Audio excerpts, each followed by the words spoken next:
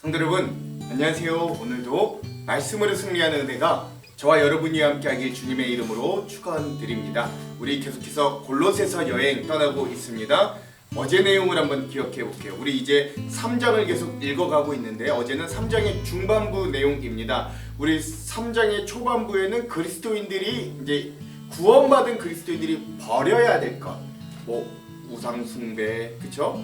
그런 것들에 대해서 이야기했다면 어제는 우리가 반대로 그럼 그리스도인들이 갖추어야 될 것에 대해서 우리 세 가지로 함께 나눴습니다. 첫 번째, 하나님의 은혜를 입은 자로서 우리가 긍휼과 자비와 겸손과 온유와 오래 참음을 가지고 다른 이들에게 용서하는 삶을, 용납하고 용서하는 삶을 살아가는데 이 모든 것들을 무엇으로 근본해서 묶어서 하냐면 사랑의 띠로 묶어서 하라 라고 이야기하는 것입니다. 순서는 긍휼, 자비, 겸손, 온유, 오래 참음, 거기에 용서, 그리고 마지막으로 사랑의 띠로 묶음이라고 표현되어 있지만 사실 엄밀히 이야기하면 거꾸로 가는 게 좋습니다.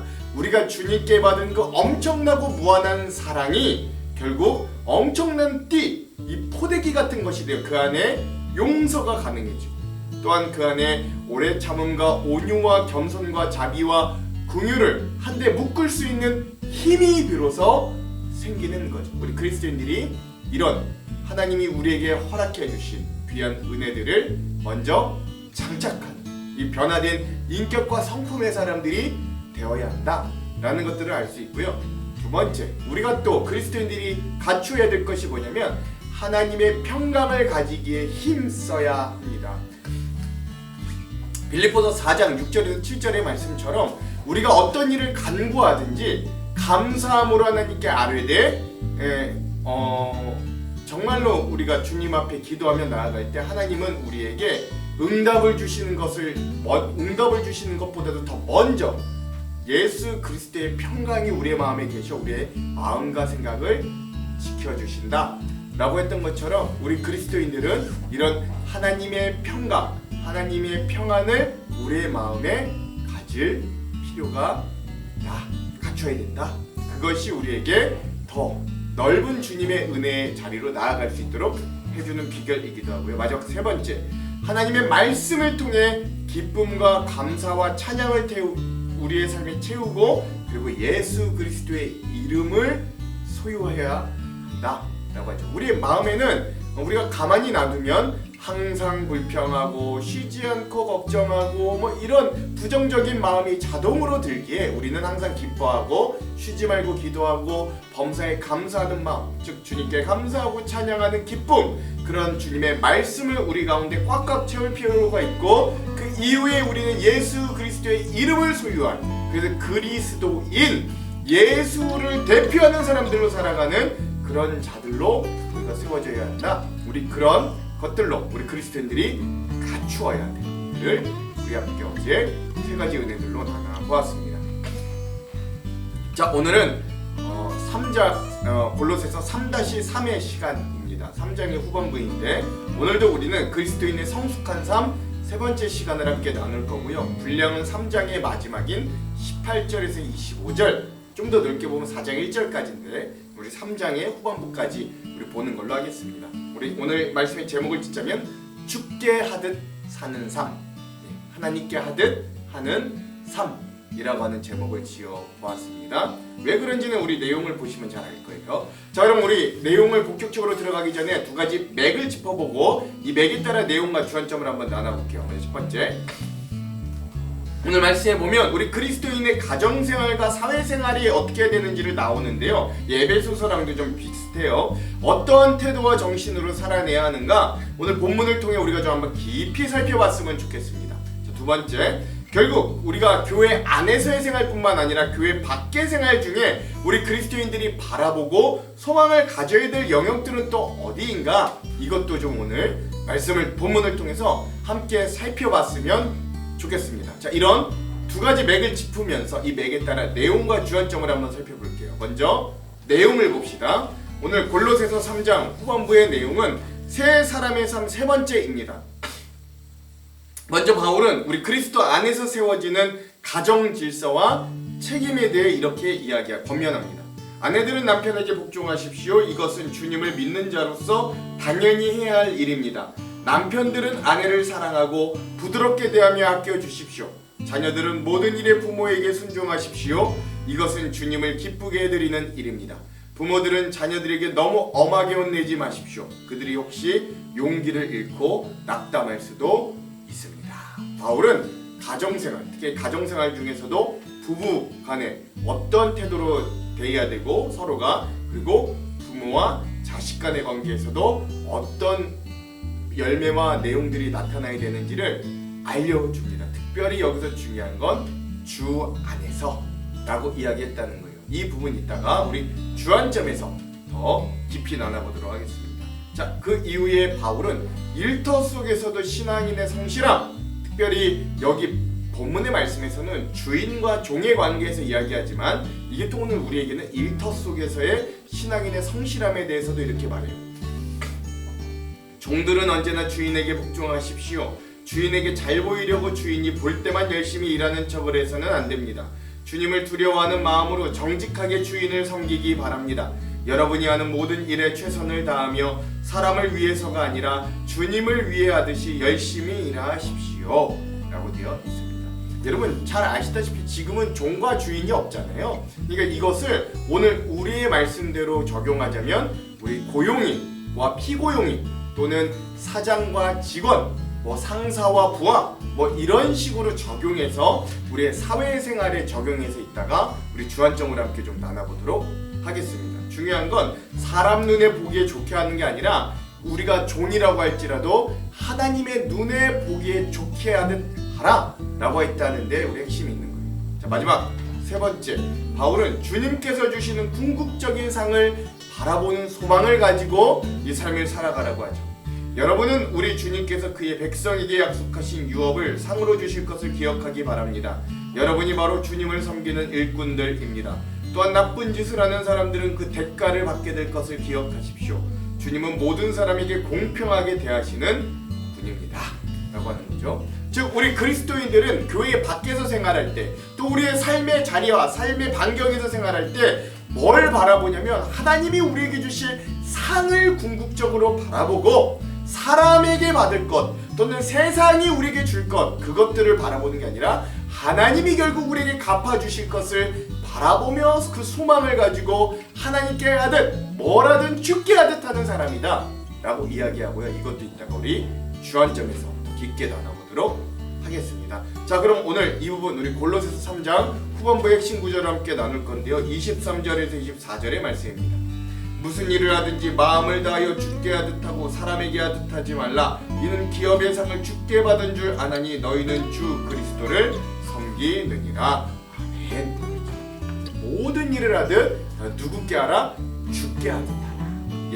이 말씀을 오늘 말씀의 핵심 구절로 삼아 보았습니다. 자, 여러분 이 부분에 대한 주안점 세 가지를 함께 나누고 오늘 말씀을 한번 읽어볼게요. 먼저 첫 번째, 자, 오늘 바울이 세 사람을 입은 교회 공동체가 어떤 것들을 버리고 어떤 것들을 갖춰야 취해야 하는지에 대해 이야기한 후에 이제는 더 구체적인 삶의 실천들에 대해서 이야기를 나눕니다. 바울은 이제 교회 안뿐만 아니라 교회 밖에서 우리 그리스도인들이 살아가는 가정, 사회 속에서의 어떤 실제적인 삶의 지침들을 제시하는데요. 먼저 가정에 대한 말씀의 은혜를 나누는데 그 중에서도 바울은 먼저 첫 번째, 가정에서도 첫 번째 그리스도인의 부부 관계에 대해 이렇게 이야기합니다. 18절 19절 아내들아 남편에게 복종하라. 이는 주 안에서 마땅하니라. 남편들아 아내를 사랑하며 괴롭게 하지 말라.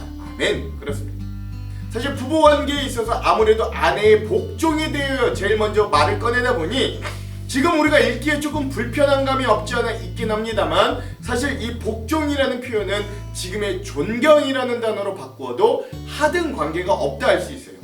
한 가정을 위해 헌신적으로 일하고 사회로, 일터로, 사업터로 뛰어드는 이 가장의 노력에 존경과 존중을 보내라는 이야기로 보아도 무방합니다. 아울러 19절에 남편이 아내를 사랑하는데 더 중요한 포인트가 있는데 그거는 사랑하라보다는 더 괴롭게 하지 말라는 데 있습니다.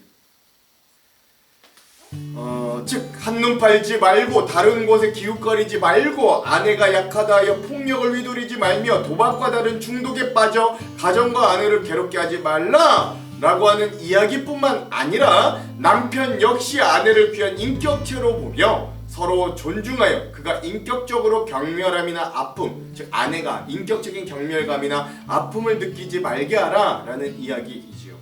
심지어 다른 성경에 보면 남편이 아내를 사랑하는 걸 예수님께서 교회를 사랑하는 것 같이 하라, 에베소서 5장 25절에 보면 그러거든요. 이건 여러분 쉽게 말하면 예수님께서 자기 목숨을 바쳐 교회를 사셨던 것처럼 남편들도 목숨을 바쳐 아내를 사랑하라 라는 말씀이 되기도 하는 거예요.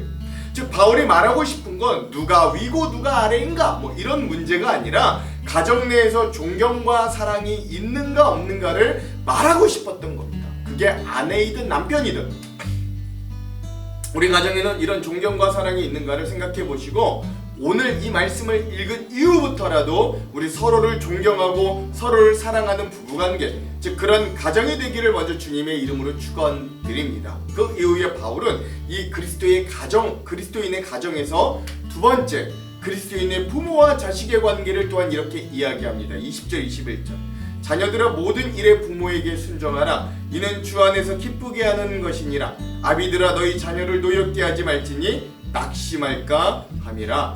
아멘. 그렇죠. 자녀와 부모의 관계에서 역시 존중과 사랑이 기본 바탕이 되어야 한다고 바울은 이야기하는 거예요. 요즘 우리는 포스트 모더니즘 시대를 살아가면서 모든 권위를 부정하려는 습성을 자연스럽게 가지게 되었습니다. 안타까운 건 그래서 꼭 필요한 권위마저도 부정하려는 시도들이 만연하다는 거예요. 하지만 부모라는 권위는 결코 그런 사상과 시류로 지원할 수 있는 권위가 아니다. 여러분 이거 동의하실 거예요.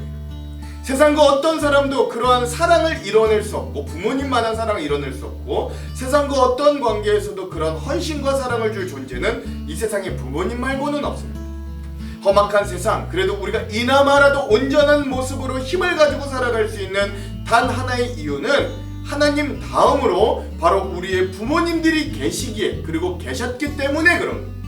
그리고 지금 바로 우리가 그런 부모가 또한 되었기 때문이고 또 여러분들도 여러분 젊은 이들에서는 부모가 될 사람들입니다. 그러므로 자녀들은 이런 부모의 권위를 인정해야만 하는 거예요. 그 부모의 권위를 인정할 수 있어야만 우리의 아버지 되시는 하나님의 권위도 우리는 자연스럽게 인정할 수 있습니다. 반대로 부모는 자녀들을 노엽게 하지 말라라고 했던 것도 기억해야 돼요. 이건 역시 크게 두 가지 의미로 말할 수 있는데 첫 번째는 부모의 욕심으로 자녀의 인생을 좌지우지하지 말라는 의미예요. 자녀가 자기의 생각과 의지를 가지고 온전히 그 삶을 독립적으로 살아갈 수 있도록 지지하고 믿어주는 건 참으로 중요합니다. 물론 자녀가 아주 어렸을 때는 가르치고 지도해야 되는 것까지 포기하라는 건 아닙니다만 기다려주고 받아줄 필요가 있는 거죠. 결국 믿음의 가정에서의 양육은 하나님께서 맡아 하신다는 걸 알라는 겁니다. 둘째, 또한 부모가 자녀들에게 노엽게 하지 말라는 의미는 자녀를 존중하라는 의미도 되는 거예요.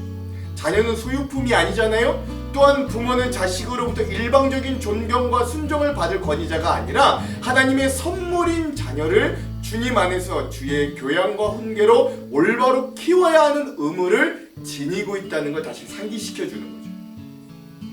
근데 중요한 건 이 교양과 훈계라는 것이 말이 아니라 삶의 모습으로 보여줘야 한다는 데 있습니다.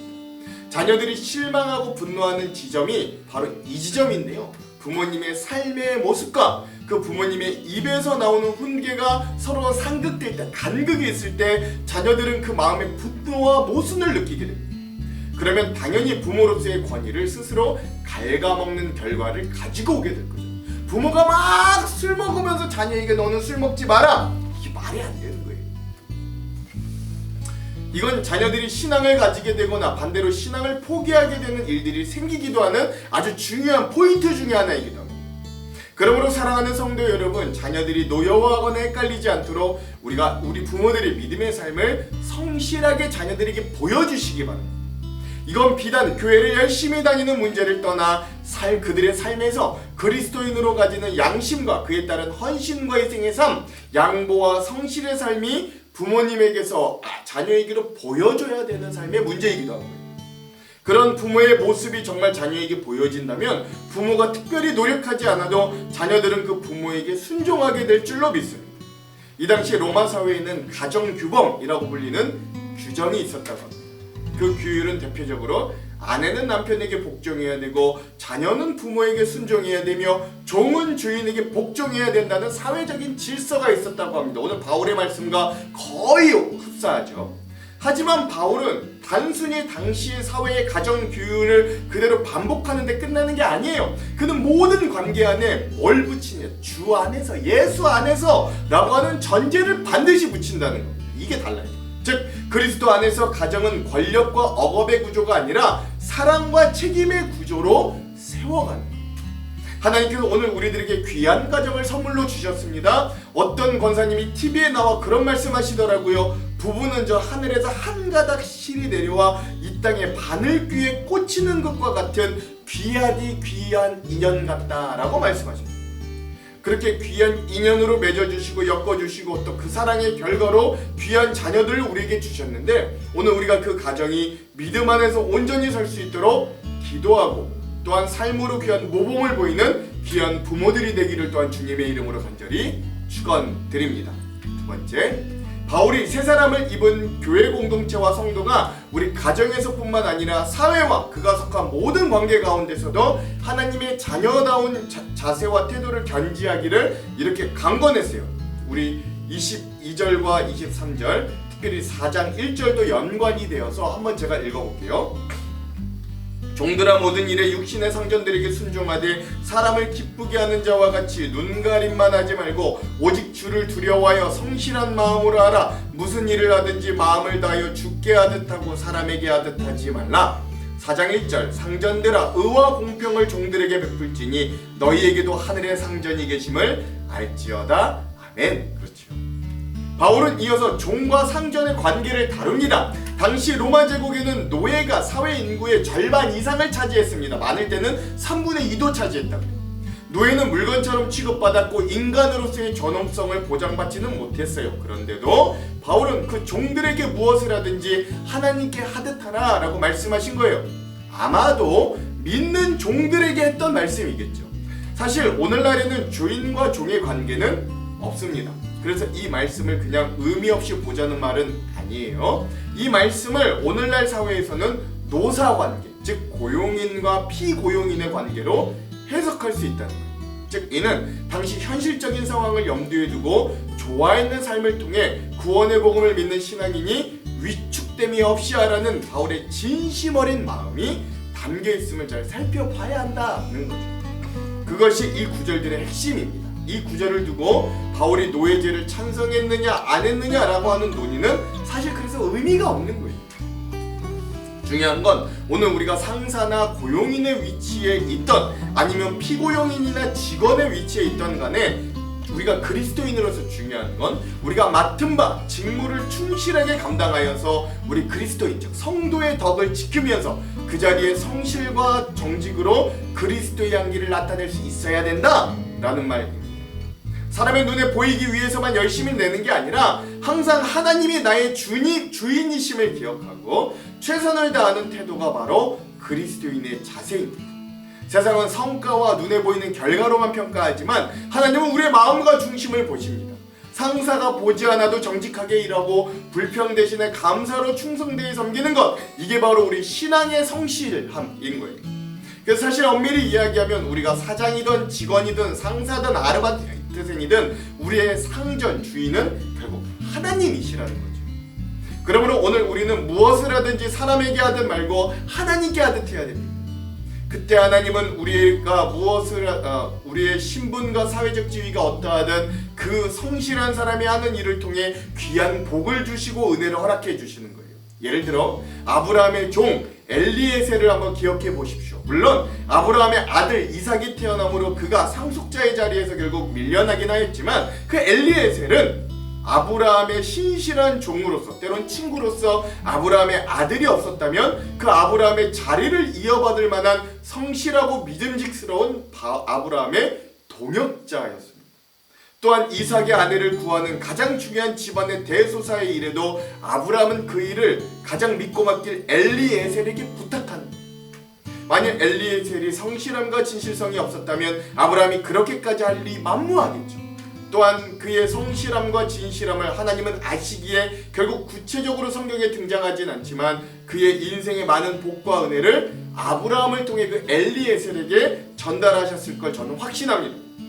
또한 오늘 제가 추가적으로 읽었던 4장 1절의 말씀을 통하여 우리가 기억해야 될 것은 우리 그리스도인의 사회적, 신분적 기득권을 가지고 있는 자들이 그리스도인들이 있다면, 그리스도인 사장님, 그리스도인 상사가 있다면 그런 자는 이것을 자신의 편의, 그 권위, 자기의 힘, 인사권 뭐 이런 것들을 자기의 편의를 위해 사용하는 게 아니라 상대적으로 이를 갖지 못하는 자들을 보호하고 그들을 바르게 지도하는 방편으로 여길 수 있어야 된다는 거죠. 그래야 오늘 바울의 말씀이 상전들이 종을 부려먹는데 사용하여지지 못하도록 맨 마지막에 그 말을 전하며 성도의 사회생활을 마무리하는 거예요. 예. 아까 말씀드렸듯 사장과 직원도 결국 하나님께서 다 상전이 되시더라. 그렇죠? 사장마저도 하나님이 정말로 사장이고 하나님이 정말로 상전이더라라는 거예요. 사장 위에 상전이신 하나님이 계십니다. 그러므로 오늘 우리의 사회생활에 강조되는 부분은 의와 공평함이라는 거예요. 그래서 오늘 우리 교회도 이 공의롭고 공공성이 살아있는 교회들로 살아나기를 소망합니다. 우리의 교회를 세상에 내보여도 하등 문제가 없이 오히려 투명하게 교회를 내보일 수 있는 그런 교회와 관계가 오늘 우리 속에 있기를, 오늘 우리 교회 공동체들이 사회에 나가 그런 사람들이 되기를 또한 주님의 이름으로 축원드립니다. 마지막 세 번째, 그러므로 오늘 바울이 하고 싶은 이야기는 마지막 결론에 이렇게 있어요. 그건 바로 주님께서 주시는 궁극적인 상을 바라보며 그 소망 가운데 사는 사람들이 바로 그리스도인들이다 라는 사실이에요. 24절 25절, 이는 기업의 상을 주께 받은 줄 아나니 너희는 주 그리스도를 섬기느니라. 불의를 행하는 자는 불의의 보응을 받으리니 주는 사람을 외모로 취하심이 없느니라. 아멘. 그렇죠. 사실 우리가 살아가는 세상의 보상은 제한적이고 불완전합니다. 때론 성실히 일해도 인정받지 못하고 억울한 대우를 받을 때도 종종 있어요. 그러나 바울은 우리가 바라볼 상급이 사람에게서가 아니라 주님께로부터 온다 라고 말하는 거예요. 세상에서는 편파적인 판단이 있을지라도 하나님은 공의로 심판하시고 주님만이 우리의 궁극적인 보상자가 되어 주시는 거예요.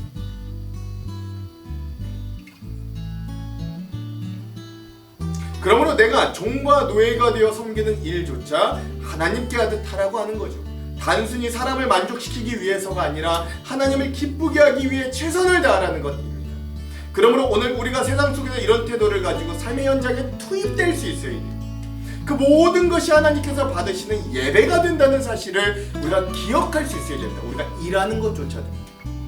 그러니 반대로 불의를 행하는 자는 불의의 보응을 받으리니 라고 하는 경고처럼 게으름이나 불성실함은 반드시 그 열매로 드러나게 됩니다.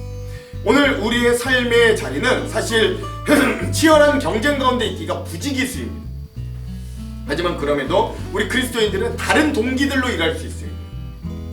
일의 동기들이 있다는 거죠.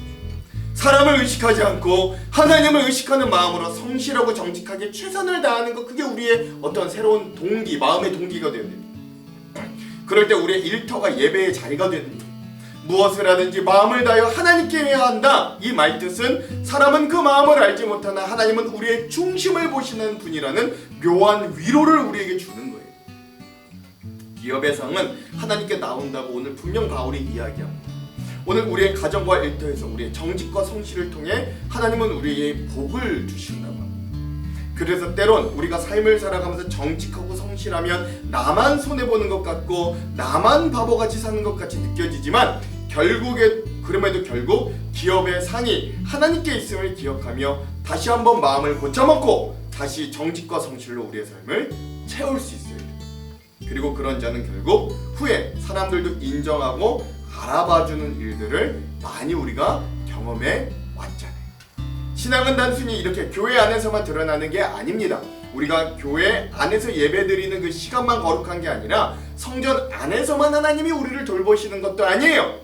우리의 가정, 직장, 인간관계, 심지어 혼자 있을 때의 삶까지도 하나님 앞에 놓여 있다. 오늘 바울의 말씀 우리에게 이걸 알려주는 겁니다.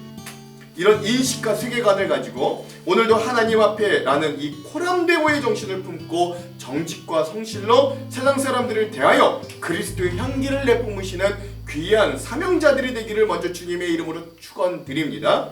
특별히 한국 현대교회에는 이런 자들이 더욱 귀하고 필요합니다. 아무쪼록 오늘도 우리가 새로운 하루를 시작하고 살아갈 건데 사람의 외모를 취하심이 없고 그 마음의 중심을 보신 하나님을 기억하고 우리가 무엇을 하든지 죽게 하듯 최선과 기쁨으로 그 자리를 지키고 성실하게 감당하는 저와 여러분들, 그리하여 기쁨의 단을 거두는 귀한 은혜가 함께하기를 주님의 이름으로 축원드립니다. 기도할게요. 하나님, 오늘 우리가 교회 안에서만 그리스도인이 아니라 교회 밖에서 우리의 가정과 우리의 일터와 이웃과 관계하는 모든 곳 위에 정말 진정 그리스도인의 향기가 나기를 원합니다. 무엇을 하든 하나님께 하듯 하여 코람데오 하나님 앞에서 서는 정직과 성실의 삶으로 우리의 삶을 살아갈 수 있도록 인도하여 주시옵소서. 우리의 중심을 보신 하나님은 그런 정직과 성실의 삶 가운데 분명 좋은 상으로 인도해 주실 줄도 믿습니다. 하나님, 오늘 우리에게 그런 귀한 정직과 성실의 열매들이 풍성히 맺혀지는 하루 되도록 축복하여 주시옵소서. 다가오는 연휴, 추석 하나님 함께하여 주셔 우리가 가족들을 만나고 이야기할 때 그리스도의 향기가 나타나고 서로 사랑과 친교가 넘치는 귀한 쉼과 축복의 시간이 되도록 또한 인도하여 주시옵소서. 예수님 이름으로 기도합니다. 아멘. 여러분, 다음 한 주는 우리 추석 연휴로 방학하고요. 다다음 주 화요일에 다시 만나도록 하겠습니다. 그럼 살아가는 성도 여러분, 오늘 하루도 말씀으로 승리하십시오. 사랑하고 축복합니다. 화이팅! 아내들아, 남편에게 복종하라. 이는 주 안에서 마땅하니라. 남편들아, 아내를 사랑하며 괴롭게 하지 말라. 자녀들아, 모든 일에 부모에게 순종하라. 이는 주 안에서 기쁘게 하는 것이니라. 아비들아, 너희 자녀를 노엽게 하지 말지니 낙심할까 함이라. 종들아, 모든 일에 육신의 상전들에게 순종하되 사람을 기쁘게 하는 자와 같이 눈가림만 하지 말고 오직 주를 두려워하여 성실한 마음으로 하라. 무슨 일을 하든지 마음을 다하여 주께 하듯 하고 사람에게 하듯 하지 말라. 이는 기업의 상을 주께 받을 줄 아나니 너희는 주 그리스도를 섬기느니라. 불의를 행하는 자는 불의의 보응을 받으리니 주는 사람을 외모로 취하심이 없느니라.